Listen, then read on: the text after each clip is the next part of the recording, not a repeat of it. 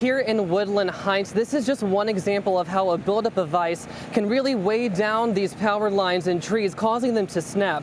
I'm going to take a step out of the way here so you can take a look at what is happening behind me. We've got two crews out here right now. One of them is up in the air working on one of those poles, and there's a tree there that is split directly down the middle. Now, crews are going to be working around the clock over the next several days to fix issues just like this.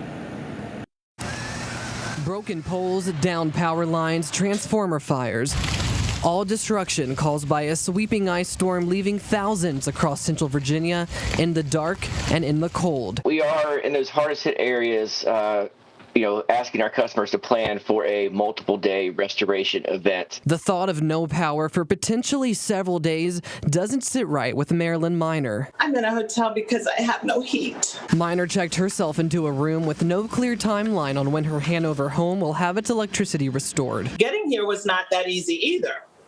There were several trees down, and the roads are still icy. I had to do something. I couldn't stay there without any heat. And for those who can't afford a hotel stay, people like Kenneth Hicks are stepping in to offer safety and shelter. We need to be in place to meet the needs of the people. After learning about power outages in the Tri-Cities, Hicks and his wife invited anyone impacted by the storm to Christian Tabernacle Church in Petersburg for a warm place to sleep overnight and a filling meal. I slept here in the pulpit. I had a pallet laid out here.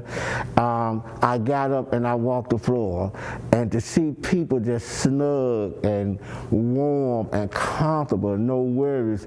I mean, it is one of the greatest feelings as a pastor. While crews work to restore power, Dominion Energy is asking people to be patient. Just because there's a work location or there's an outage in your neighborhood and you don't see a line crew there working, that doesn't mean that we don't have people out there.